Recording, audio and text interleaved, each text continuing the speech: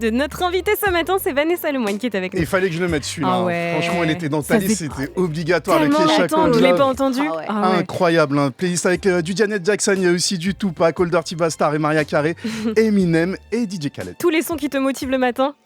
Ce sont des sons qui ont bercé mon adolescence, qui m'ont accompagnée dans ma vie. Parce Mais que t'as moi, quel en âge fait, j'ai 41 ans, je le dis, et en fait, ma vie, je la vois en clip.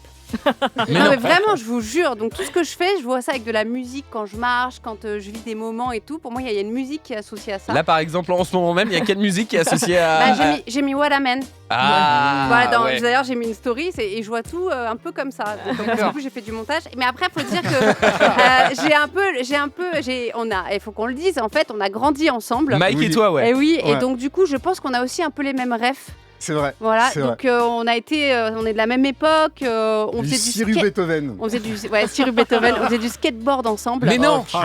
C'était C'était quel C'est l'heure de... Tu lâches les dossiers tout de suite là. Mais bien Mike, sûr. attends, Mike faisait du skate? Il faisait du skate, bien Oh sûr. là là Ah ouais, là. moi, j'étais dingue. J'aimerais tellement voir ça. On a accroché nos skates avec des pneus. Mais Avec non. les frères diligents que je salue. Oh, Mickaël et Jimmy, bah oui. Incroyable, t'as plein de trucs à nous raconter, je suis On sûre. veut tout savoir. Bon Vanessa, tu es journaliste présentatrice sur la chaîne Be In Sport. Tu as ton émission tous les dimanches qui s'appelle Be In Center. Tu as couvert sur la chaîne ta première Coupe d'Afrique des Nations en 2022 au Cameroun. Tu la présenteras à nouveau donc l'année prochaine du 13 janvier au 11 février 2024 en Côte d'Ivoire. C'est une des compétitions que tu préfères. Pourquoi ? Parce qu'elle a bercé, comme mes musiques, elle a bercé mon enfance, mon adolescence. Ma maman est algérienne et donc du coup, elle a un goût prononcé évidemment pour le continent africain avec des joueurs assez tôt. Par exemple, Mustapha Daleb, moi, j'ai grandi avec ce joueur comme une icône en fait. Donc après, je ne sais pas comment les autres ont pu vivre cette compétition, la Coupe d'Afrique des Nations. Mais en tout cas, moi, j'ai eu toujours des rendez-vous avec. Par exemple, la première compétition que j'ai pu couvrir quand j'étais jeune journaliste dans le sport, à l'époque à Orange Sport, c'était la Coupe d'Afrique des Nations avec Florian Janton à l'époque qui bosse maintenant avec moi à Be In Sport, qui présentait lui et moi en fait on m'envoyait dans les bars à Paris du coup pour aller à la rencontre des supporters qui suivaient la CAN. Et j'ai une anecdote d'ailleurs assez marrante là-dessus, c'est que je me retrouve dans un bar et c'était l'Algérie qui jouait, je crois qu'on est en 2007 ou un truc comme ça, ou 2009, je sais plus trop, et en fait je prends un supporter, il avait l'air trop bien et en fait il me fait un discours politique sur l'Égypte et tout, et moi je suis en PLS, je transpire des gouttes et tout et je bug, je sais pas quoi trop lui répondre, donc je dis merci. Et en fait, quand je me fais embrouiller, mais j'ai appris beaucoup de cette expérience-là. Donc voilà, c'est quelque chose qui m'a marqué de toute ma vie. Et c'est vrai que c'est quand même une compétition de niche. Ceux qui la suivent connaissent quand même bien le football. Est-ce que tu penses qu'un jour, elle pourrait devenir aussi grand public que l'Euro, par exemple ? Pour moi, elle est aussi même plus grand public que l'Euro. Il faut savoir que par rapport aux chiffres qu'on a à Be In Sport, la CAN est la deuxième compétition la plus suivie sur Be In Sport en matière de foot, derrière le mondial. Donc devant l'Euro en fait. Donc en France, il faut jamais sous-estimer le besoin des gens en fait de faire appel à ce qui représente leur identité, c'est-à-dire leurs racines. Il y a toujours cette phrase qui est peut-être un peu bateau et démago, mais pour savoir où l'on va, il faut savoir d'où l'on vient. C'est vrai. Et en fait, ce truc-là, c'est comme la Coupe du Monde en fait. On se rassemble, on vit et on arrive à se trouver des ennemis amis. D'ailleurs, on a la CAN des cités par exemple qui fonctionne aussi très très bien, qui déplace beaucoup de monde parce que voilà, il y a quelque chose autour de ça où on a besoin de rire ensemble, on a besoin de fêter des choses, on a besoin d'être déçus, on a besoin de vivre en fait. Et des émotions. Le football permet ça et la CAN tout particulièrement. Et du coup, si un jour on te dit, on l'a compris, la CAN, c'est ton coup de cœur et tout, mais si un jour on te dit Coupe du Monde ou CAN à commenter. Non, Coupe du Monde. Alors, attends. Non, mais parce que attention.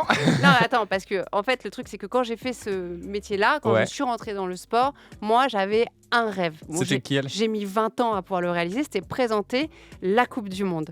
Je l'ai fait l'hiver dernier donc au Qatar. Et pour moi, vraiment, je me suis dit, rien ne pourra être au-dessus de ça. Sauf que ce qui m'a permis, moi, et après on ne se rend pas toujours compte, mais en tant que journaliste, de me dire que je réalise une bonne Coupe du Monde, je suis à ma place et tout va bien, je gère les choses, c'est que quelques mois avant, j'ai présenté la CAN toute seule. Et en fait, ça m'a permis d'avoir une sorte de tour de chauffe, de me préparer.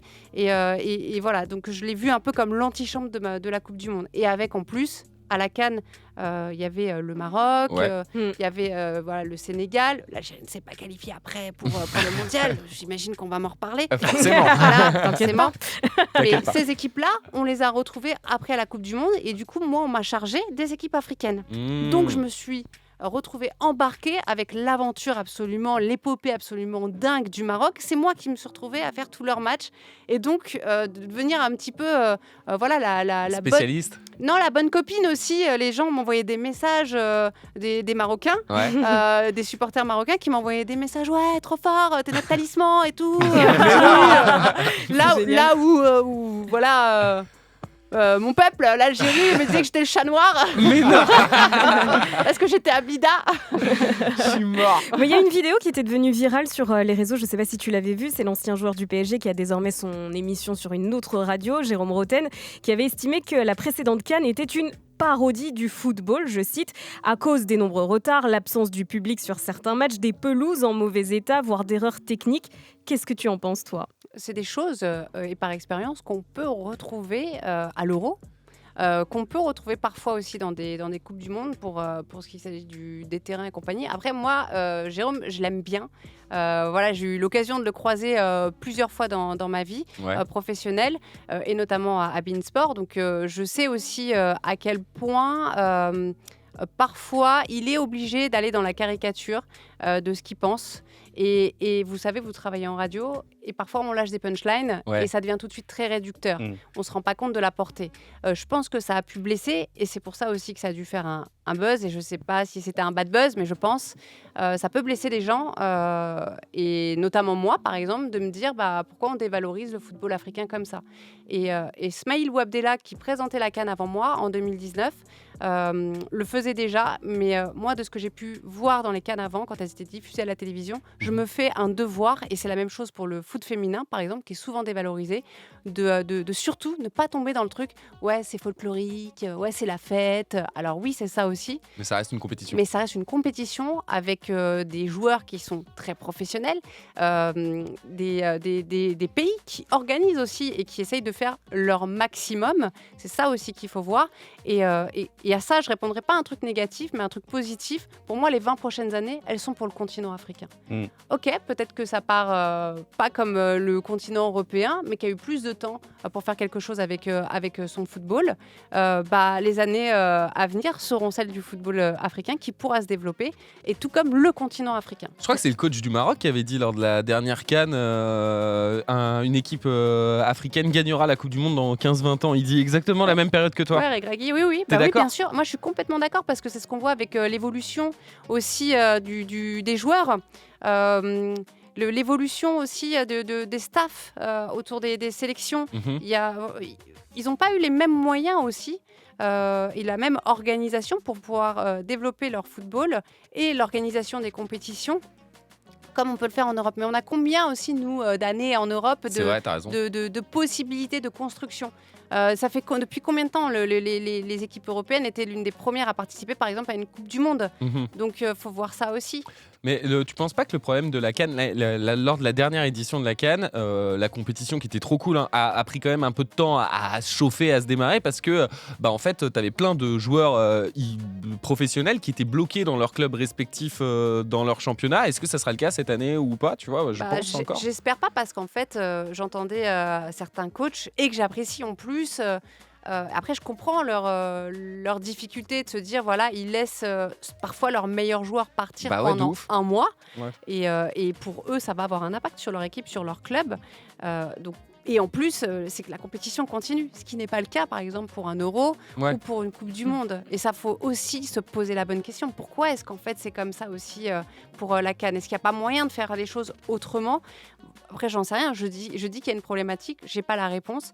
Mais tu vois, par exemple, le Bayer Leverkusen, ils vont se retrouver avec, je sais pas, je crois qu'ils ont 5-6 joueurs qui partent. Et le Bayer, en fait, dernièrement, du coup, je suis en pleine prépa de la CAN, se poser la question de est-ce qu'ils vont pas retenir leurs joueurs ? Parce qu'il y aura un impact sur le sportif, forcément. Alors, parlons de l'Algérie.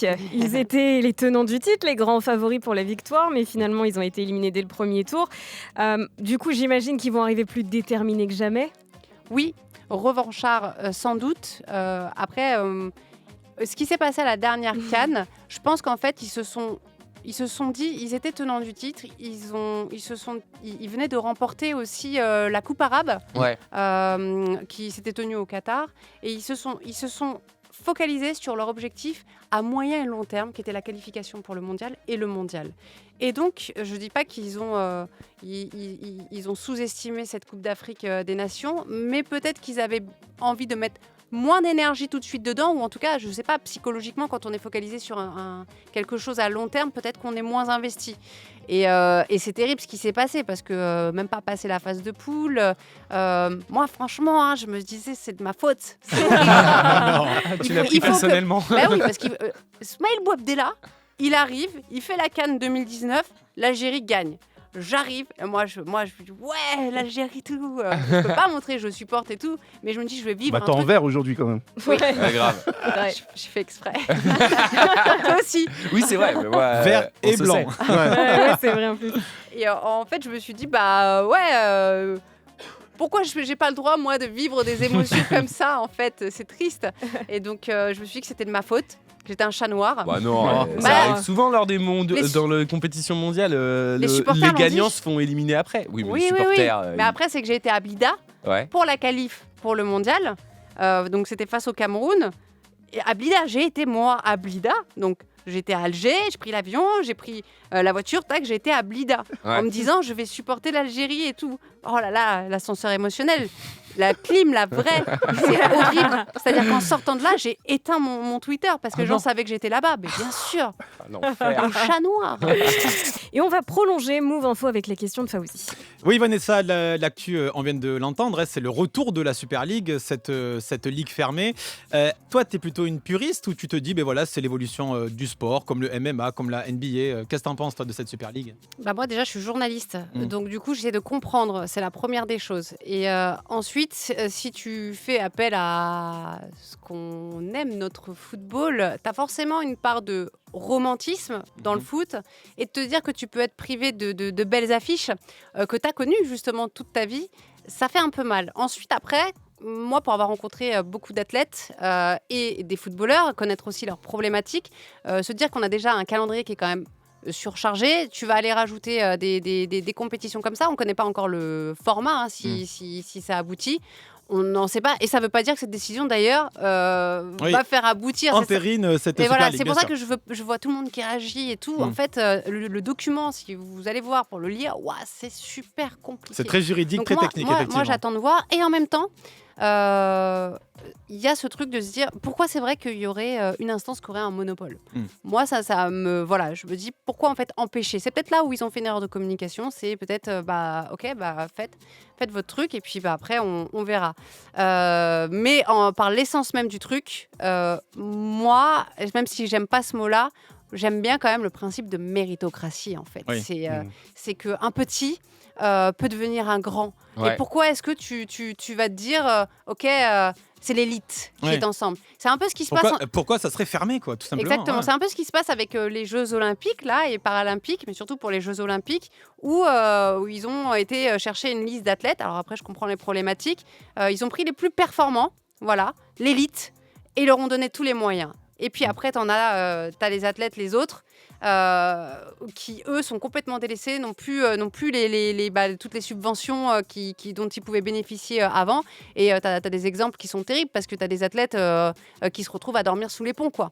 Donc voilà, moi, et ce qui est complètement anti-esprit Coubertin, en fait. Donc, et ça, c'est mon approche du sport. Bien sûr, moi, bien c'est sûr. comme ça que je vois le sport. C'est parce que ça t'inspire. Tu te dis, OK, eux, ils ont réussi à partir c'est d'en le bas. mérite, bien sûr. Moi aussi, je peux faire la même chose. Ouais. Donc voilà. Donc, Oui, comme par exemple les Comores lors de la dernière CAN qui avaient fait un parcours extraordinaire. Alors justement, si on revient sur la CAN, toi tu l'avais déjà couvert lors de l'édition précédente, et ça avait permis, quand on te suit un peu sur les réseaux, de te reconnecter en fait avec tes origines algériennes, puisque le peuple t'avait envoyé beaucoup de force sur les réseaux. Et après, j'avais remarqué que tu en parlais davantage de ta double culture, et bretonne et algérienne. Maintenant, tu en parles beaucoup plus librement. Bah non, c'est qu'avant, on m'écoutait pas. C'est tout. Mais j'ai ce truc-là de revendication. J'ai un drapeau algérien chez moi que je sors à la moindre occasion. Donc, voilà, il faut le savoir, je fais partie de ces gens-là. À Brest, par exemple, si tu voyais à moi, hop, le drapeau algérien, c'est moi. Pendant l'Euro féminin en Angleterre, le drapeau algérien, c'était moi, qui est passé sur TF1 d'ailleurs. Je suis très fière de moi. Donc voilà. Non, c'est juste qu'avant, j'avais pas la même lumière peut-être. Mais il y a quelqu'un qui m'avait interpellée là-dessus et j'ai ressorti une photo de à l'époque où je bossais pour Orange Sport et où justement j'étais au Stade de France et j'avais le drapeau français et le drapeau algérien. En fait, je l'ai toujours fait, j'ai une sorte de besoin de revendication parce que je suis très fière de mes origines, je suis très fière de ma maman aussi et que moi en plus, je m'appelle Vanessa Lemoine, donc je ne le porte pas sur moi et j'ai besoin en fait de revendiquer cette appartenance-là parce que c'est mon identité, c'est comme ça que je le vois. Mais du coup, oui, ça m'a permis de me reconnecter parce que surtout, j'ai retrouvé un cousin à moi, en fait, qui m'a vu à la télé, parce que c'est très suivi en Algérie et partout, d'ailleurs, dans le monde. La diaspora est très présente. Et en fait, mon cousin m'a vu à la télé et il m'a envoyé un message sur les réseaux sociaux. Et là, mais oui, dinguerie, c'est pour ça surtout en fait. Ton vrai cousin ou un cousin façon Ah non, là beaucoup, parce que des cousins façon, j'en avais beaucoup au Bel Air, dont Nabil Djelit, que je salue. Mais ça c'est vraiment mon vrai cousin. Et en fait, son papa est décédé il y a quelques années et on n'avait plus de nouvelles en fait, donc j'avais toujours un contact avec une de mes tantes. Et lui, quand j'avais été en Algérie, quand j'étais plus jeune, en 2004. En fait, c'était d'ailleurs la seule fois avant. Donc j'avais beaucoup traîné avec lui. On avait vraiment connecté. Je l'aime beaucoup en fait. Et après ça, moi, ça me fait de la peine parce qu'on essayait de le trouver. Et il avait disparu en fait. Impossible de le contacter. Et en fait, qu'il me contacte en plus, lui. Ah, j'étais trop contente. C'est incroyable. Alors, du coup, toi qui as une double culture, bretonne et algérienne, quand tu vois passer la loi immigration, comment tu l'as vécu, toi ? Il y a eu beaucoup de réactions très épidermiques sur les réseaux. Très mal. Après, du coup, comme tu dis, c'est épidermique. Et là, depuis quelques semaines, je réagis plus du tout sur les réseaux parce que j'ai un dégoût total, en fait.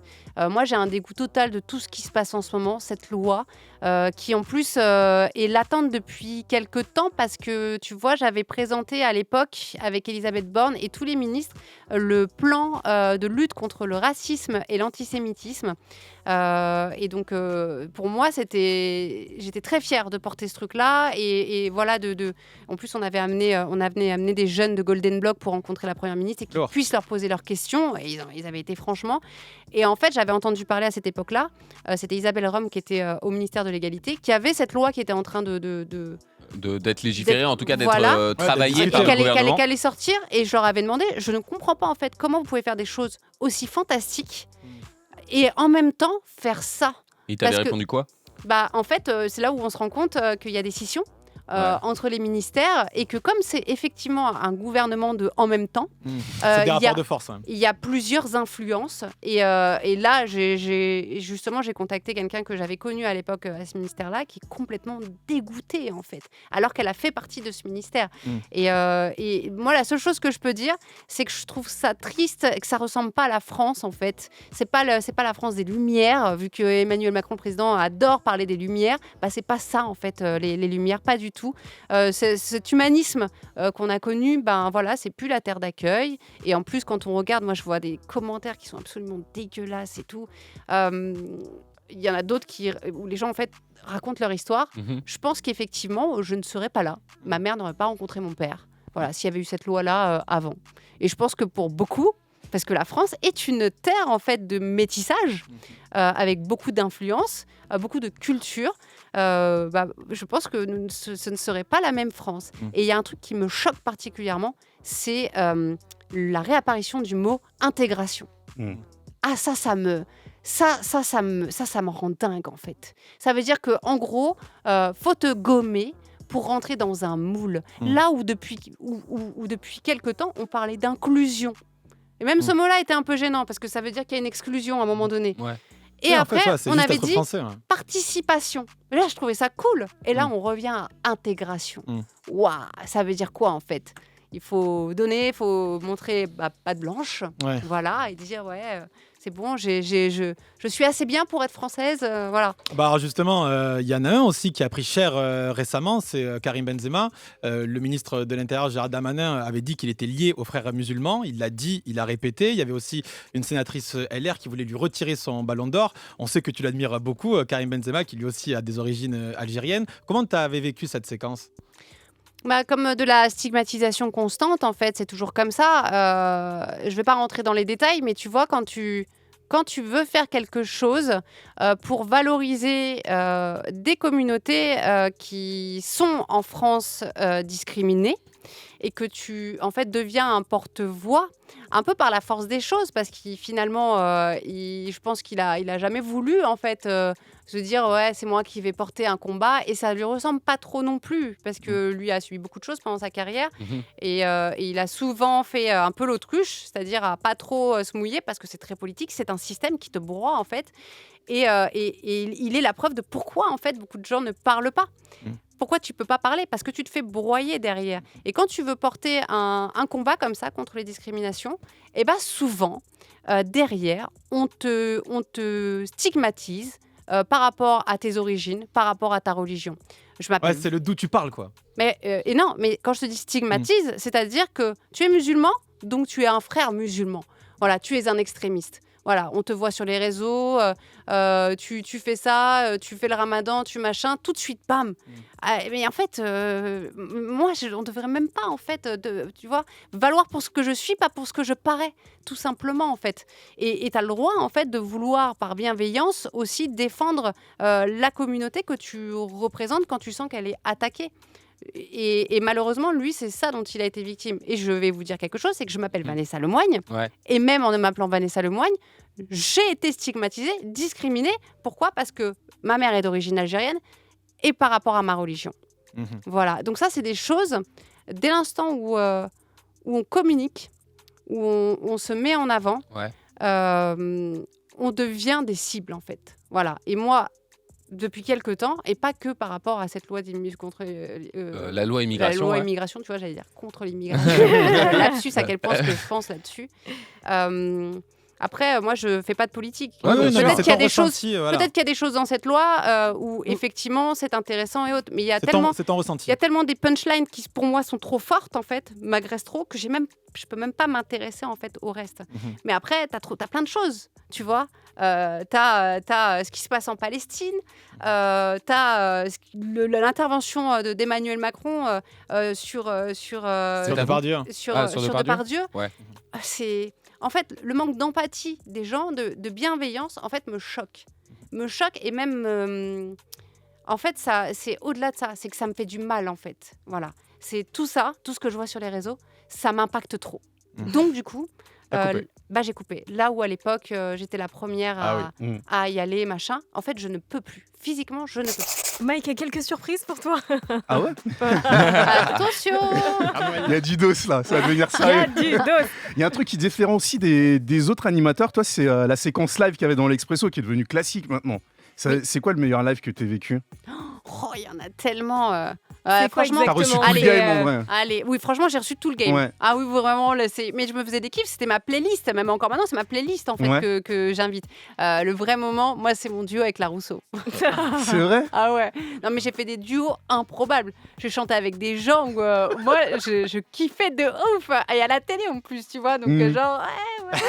Je pensais que tu allais me dire Lina Mayem, tu vois. Lina Mayem aussi, bien sûr. Elle est venue plusieurs fois. Ah oui, Lina Mayem, elle est venue plusieurs fois. Il y a eu Zao aussi. Il y a eu Zao, non, mais de toute façon, en vrai, moi j'aime trop les artistes, j'aime trop la musique. Donc du coup, et tu sais pourquoi on a fait ça? C'est que de moins en moins, il y a de place pour eux pour faire du live en fait. Et le sport et la musique sont très liés. Et avant tout, moi, je considère le sport comme un divertissement. Donc, mes émissions comme du divertissement. Ouais.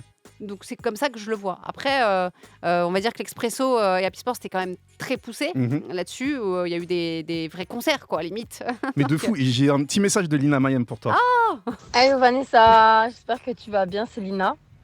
Je pense qu'il y a moyen qu'on organise un petit complot pour voler le scud de Platine à Emma. Qu'est-ce que t'en penses? On va redire ce que c'est. Dans Qu'est-ce qu'elle l'émission, raconte J'ai pas la t'as voulu ref. péter le disque de platine de Lina Mayem. Alors, j'ai failli l'avoir. Non, mais moi, en fait, je vis ma vie de chanteuse par procuration.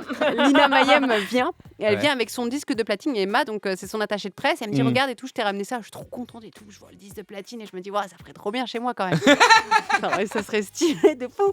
Et en fait, donc, moi, je le présente à la fin, après que Lina ait chanté, ouais, regardez et tout, machin et tout, et je demande à Lina, je lui dis, ouais, bah du coup... T'en as plein, non? Peut-être tu peux le garder et tout. Et elle me dit, ouais, franchement, vas-y. Mais non. Oh, et moi, je suis très premier degré. Moi, elle me dit ça. Je dis, bah, vas-y, ok, je le garde. Donc, je l'ai mis sur le côté. Et en fait, on reprend le direct. Elle s'en va, je fais au revoir.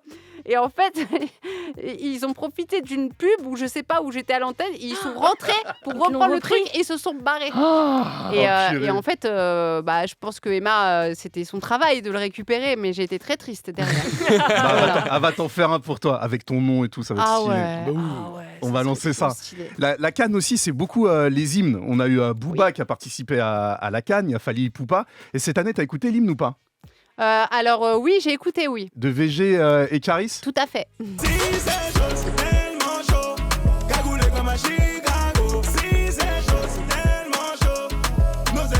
T'as vu que Jules a le rythme dans la peau. Ouais.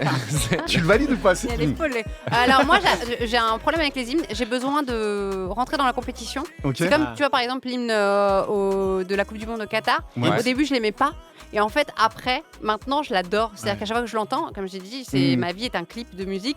Bah, du coup je repense tout de Ça, suite au ouais, tu Qatar. vois les situations, Donc, tu vois tout ça. Ouais, de toute façon on la passera, ce sera sans doute même notre générique. Hein, Ouais. donc, mais j'ai besoin d'avancer un petit peu dans la compétition et puis après de toute façon en fonction de chaque affiche, je vais chercher une musique qui est liée au pays. Ok. Voilà. Toi, t'es très apprécié dans le game. Hein. Tu connais tout le monde, y a personne ne parle mal de toi, c'est un truc de fou. Bah, j'espère. Sinon, à C'est ce une moment, dinguerie. je viens vous voir et je clash, quoi. Il n'y a pas de problème. Hein. Et dans ceux qui t'aiment bien, il y a Nabil Djellit. T'en as parlé tout à l'heure. Nabil qui est consultant chez l'équipe Canal+ Sport. Il est partout, Europe 1. Oui, il est partout. Il est vraiment partout. Et il a un message pour toi. Salut Vanessa, c'est Nabil. J'espère que tu vas bien. Bah écoute, évidemment qu'on a des souvenirs en commun liés notamment à un lieu. Le Bel Air à Saint-Germain-en-Laye et notamment le parking bleu. D'ailleurs, je ne sais pas si tu te souviens, on jouait au foot et que parfois le ballon terminait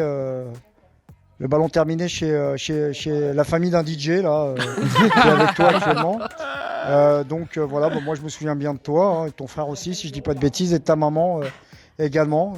Je venais souvent à ton étage parce que j'allais chez mon pote à côté, Christophe Weber, au 3e étage. Donc voilà, en tout cas, je suis très heureux de tout ce qui t'arrive et de tout ce que tu as réussi depuis. Et j'espère qu'il y a encore beaucoup de choses pour toi. C'est beau. Ouais, c'est très mignon. Message c'est très, d'amour. très mignon. Ouais, Mais c'est vrai que c'est un vrai vivier le 7-8 là. Ouais, c'est incroyable. Franchement. Il y a Arnaud Méline qui aussi, est jardinier au Parc des Non, mais Princes. il y en a plein. Il y a Abdel Alaoui qui est cuisinier. Oui. Ouais, c'est notre voisin aussi. Un jour, je l'ai vu à la télé, j'ai halluciné, j'ai dit qu'est-ce qu'il fait là et tout. Ah non, mais franchement, et Nabil, c'est vrai que c'était trop marrant. Et d'ailleurs, la petite sœur de Christopher Weber, Virginie, c'est la voisine de ma maman maintenant. Ah, purée. Ouais, c'est incroyable histoire. Donc voilà. Et mon petit frère Johan, du coup, tu dois t'en souvenir. Et l'image que tu as de lui, c'est qu'il avait. il était petit. Ouais, il était petit avec toujours une nouna là, tu vois, et une grosse tête. Il est en train d'écouter, je lui fais des gros bisous. C'était son anniversaire mercredi. Il a 36 ans maintenant. Et pour moi, il a toujours cette tête-là de, tu vois, tout petit là, avec sa grosse tête et sa nouna. Et effectivement, Nabil, il jouait tout le temps au foot en bas. Ouais. Toi, tu sortais pas trop. Ta maman voulait pas trop que tu sortes. Mais non, mais... Tu sortais pas beaucoup. C'est je me souviens. génial, Vanessa. Ouais. Vraiment, on va discuter toutes les deux là. Mais non, mais parce que je me souviens, les frères diligents et tout, ils allaient te chercher à chaque fois. Viens, on va chercher Mickaël et tout. C'était quoi? Il faisait du skate. Non, mais sa maman, elle était. On est d'accord. C'était quoi l'excuse de Mickaël pour pas C'est sortir? génial. Non, mais c'est sa maman en fait. C'était ça, on est sérieux? d'accord. Mais non, mais t'avais pas Mais si trop je le droit. sortais. Oui, mais tu sortais pour. J'allais au Voilà. parking bleu, au parking Oui, rouge. bah voilà, et t'avais des horaires quoi, tu vois. Mais on a fait rentrer à 17 le heures. parking bleu en fait, il y avait une grande. Lui, il habitait fini, au-dessus. T'es fini. Il habitait au-dessus et il y avait une descente. Mais Ouais. vraiment, la descente, elle était incroyable. On faisait des trucs de ouf là. On descendait debout sur nos skates. Aujourd'hui, je refais pas ça. Mais on descendait debout et tout. Ouais, non, c'était trop marrant. Et Nabil, il voulait toujours mettre des petits ponts et tout. Il voulait pas que je joue. Lui, je pense qu'il se souvient pas de ça, mais il voulait pas que je joue. Ah ouais? Ouais, il voulait pas que je Mais joue. Nabil était plus grand que nous en fait Oui. à l'époque. Et il était là toujours avec son ballon là, tu vois, il jouait là comme ça. Je te jure, j'ai une image de lui. Par contre, j'adorais sa maman, elle me faisait des gâteaux et tout, c'était génial. Il y a un truc avec le foot et le rap où c'est lié, c'est que les carrières elles vont extrêmement vite. Tu vois, Oui. tu peux monter haut et redescendre très bas. T'as des exemples de joueurs ou de rappeurs ou d'artistes carrément que t'as vu monter haut et descendre bas et tu t'es dit merde, je pensais pas que ça allait arriver comme ça. En rappeur, non, mais en fait la musique c'est ça, hein, tu sais. Après, je te dirais pour tous les artistes, à l'époque, quand j'étais plus jeune, quand je travaillais à Fun Radio avec une personnalité de la radio, un peu libidineux. Tout le monde a capté. Pas du même groupe, c'est bon. Vous avez Non, pas. c'est bon, t'inquiète pas, c'est- t'inquiète pas. on à mange cette- pas de ce pain-là, nous. Non, mais à cette époque-là, tu voyais très clairement des gens qui venaient faire des tubes. Ou alors Ouais. qu'on fait un album et puis après qui disparaissaient parce que voilà, il y avait peut-être plus le même marketing autour et voilà. Donc par contre dans le foot, il y a quand même des vrais exemples. Et de toute façon, la carrière d'un footballeur, souvent on les envie, on dit voilà, et on ne veut pas les plaindre. Mais c'est très court une carrière de footballeur. C'est très dur Et- aussi. et Toi, je- tu as la meilleure des places parce que tu vois tout le monde. Mais c'est fou, je Mais les du vois coup, des fois, quand commencer. tu mets l'affect et tu vois le mec qui ça va pour lui, Oui. et le lendemain, c'est mort. T'as pas des petits Alors, pincements tu vois, par exemple, il y en a un. Moi, c'est Hatem Ben Arfa. Ah. Ouais. Hatem Ben Arfa, ça m'a toujours fait un truc. Parce que tu le vois, le talent, tu sens, tu sais, le ish, tu Mm. vois, le foot pur, le talent du type. Et tu vois que ça va pas comme il aurait, tu vois, aujourd'hui, il fait du paddle et tout, je crois. Ouais. Après, il est très bien classé. Ouais. Mais bon, tu vois, je sais pas, il a manqué un truc. J'aurais voulu le voir plus haut, tu vois, par exemple, son passage au Paris Saint-Germain, par exemple, j'aurais voulu que ce soit trop bien, quoi. Bah, c'était pas mal en vrai quand il était au PSG. Juste, il y avait une grosse concurrence avec des noms de stars de ouf. Si on l'avait laissé jouer, je suis sûr qu'il aurait marqué l'histoire Oui, du club. du coup, c'était pas mal. Du coup, c'était pas, tu vois. Mais là, c'est le management qui était Ouais. pas ouf. Oui, mais c'est ça que je dis. Mettez-vous Ouais. d'accord, les C'est DZ. que- là. non, mais c'est ça que je dis. C'est que justement, en fait, ta carrière, et pareil pour les artistes, et même pour des journalistes, Ouais. elle est liée à des décisions Oui. de gens Qui te Et, connaissent pas. qui te connaissent pas ou alors vont avoir à un moment donné des préjugés sur toi. Et souvent, chez les joueurs ou alors même chez les artistes, c'est quelqu'un qui va te faire confiance. Et ça va te transcender et tac, tu vas faire des choses, voilà. Mais du coup, tu peux être aussi lâché et le vent tourne. Alors, je sais pas si c'est lié à une part de chance ou autre, mais c'est vrai que c'est triste, quoi. Ça, c'est triste. En tout cas, pour Hatem Ben Arfa, c'est triste. Merci Vanessa d'être passée nous voir. My pleasure. Mike doit rentrer, sa maman l'attend. Donc on va rendre l'antenne. T'as sorti Il les est dossiers. Elle a permission de 9h, Mike, on y va là. Merci, il est terminé lui. Ah ouais, grave. Fini. On va se régaler. Et le 8 l'année janvier, prochaine. on revient avec un skate. Ah ouais.